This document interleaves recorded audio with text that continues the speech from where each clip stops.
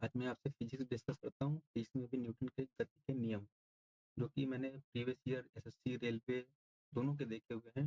उसमें ज़्यादातर इसमें नियम ही पूछे जाते हैं और इसके साथ में उसके जो एग्ज़ाम्पल हैं, उनको साथ में इंक्लूड करके आपको बताएँगे, ठीक है? और ज़्यादातर प्रीवियस ईयर में आपको देखने को मिलेंगे, आप अगर चाहें तो आप किसी घटना चक्र प्रीवियस ले सकते हैं, ठीक है? चलिए स्टार्ट करते हैं। तो हम लोग सबसे पहले जानते हैं कि न्यूटन के गति के नियम किसने दिया था? तो सर आइज़ैक न्यूटन ने दिया था।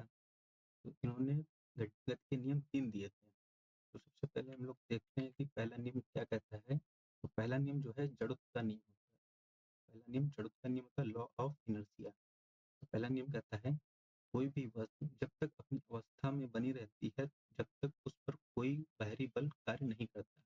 मतलब जब तक कोई वस्तु पर कोई बाह्य बल नहीं लगाया जाएगा, तब तक वह अपनी स्थिति में कोई परिवर्तन नहीं करेगी। तो उसको गति कराने के लिए आपको बल लगाना पड़ेगा, या उसकी स्थिति में परिवर्तन लाने के लिए उसको बल लगाना पड़ेगा, तभी वो उसकी स्थिति में परिवर्तन होगा, अन्यथा नहीं होगा। तो इसका अर्थ यही हुआ, यदि कोई वस्तु स्थिर है तो वह स्थिर बनी रहेगी, यदि कोई वस्तु गतिशील है तो वह गतिशील बनी रहेगी, जब तक कोई बाहरी बल उसे रोक या बदल ना दे। ठीक है, तो इसका एग्जाम्पल देखते हैं क्या है। चलते हुए वाहन में यदि अचानक ब्रेक लगाई जाए तो यात्री आगे की ओर झुक जाते हैं। लोग बस में देखते हैं कि अगर चालक एकदम से ब्रेक लगा देता है तो हम लोग आगे की ओर झुक जाते हैं। ठीक है, दूसरा क्या है, टेबल पर रखी किताब तब तक वहीं रहेगी जब तक उसे धक्का ना दिया जाए।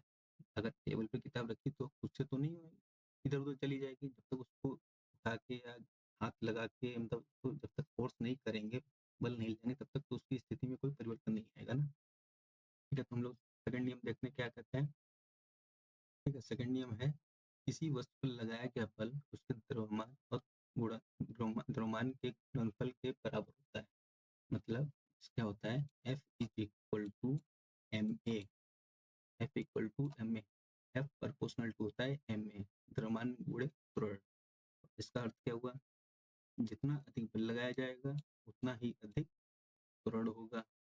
हल्की वस्तुएं कम बल से जल्दी गति करती हैं, जबकि भारी वस्तुओं के लिए अधिक बल की आवश्यकता होती है। तो इसका एग्जाम्पल क्या होता है, देखते हैं। फुटबॉल पर अधिक बल लगाने से वह तेजी से आगे बढ़ती है। भारी ट्रक को गति देने के लिए ज्यादा बल चाहिए, जबकि साइकिल को कम बल चाहिए, क्योंकि वाहन बड़ा है तो उसको ज्यादा बल की जरूरत पड़ेगी, छोटा है तो कम बल की जरूरत पड़ेगी।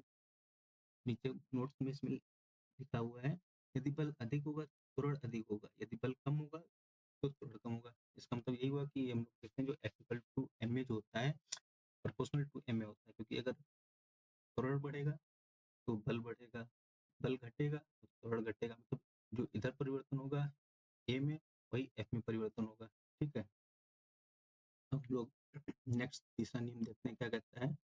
तीसरा नियम होता है क्रिया प्रतिक्रिया बल, मतलब law of action and reaction. तो इसमें नियम क्या कहता है, प्रत्येक क्रिया के बराबर और विपरीत दिशा में प्रतिक्रिया होती है। इसका अर्थ क्या हुआ, जब भी कोई वस्तु किसी अन्य वस्तु पर बल लगाती है तो वह दूसरी वस्तु भी उस वस्तु पर समान एवं एवं विपरीत बल लगाती है। तब किसी वस्तु पे अगर हम बल लगाएंगे तो वह वस्तु भी विपरीत दिशा में उतना ही बल लगाएगी। तो इसका उदाहरण क्या हुआ, रॉकेट ऊपर क्यों उड़ता है, हम लोग देखते हैं कि रॉकेट ऊपर की ओर जाता है, क्यों जाता है देखते हैं। क्योंकि उसके इंजन से गैस नीचे की ओर निकलती है, जिससे प्रतिक्रिया में रॉकेट ऊपर जाता है। अगर रॉकेट ऊपर जा रहा है, क्यों जा रहा है, क्योंकि जो गैस है वो नीचे की ओर निकल रही है, तो क्रिया प्रतिक्रिया बल वहाँ पे कार्य करता है। तो इसका सेकंड एग्जाम्पल क्या है, जब हम नाव से कूदते हैं तो नाव पीछे की ओर चली जाती है। हम लोग देखते हैं कि नाव में अगर हम लोग आगे की ओर कूदें तो नाव पीछे की ओर चली जाती है तुरंत। थर्ड देखते हैं क्या है, बैडमिंटन में जब शटल कॉक पर रैकेट से बल लगाया जाता है तो शटल कॉक विपरीत दिशा में उड़ जाती है। तो ये हो गए आपके 3 नियम। इनके एग्जाम्पल पर फोकस करिएगा, जो आपको प्रीवियस ईयर में देखने को मिलेंगे। और आपको अगर कोई क्वेरी होती है तो आप कमेंट में पूछ सकते हैं, मैं उसका रिप्लाई करूँगा आपको। पीडीएफ चाहिए तो आप टेलीग्राम ज्वाइन कर सकते हैं। Okay, thank you.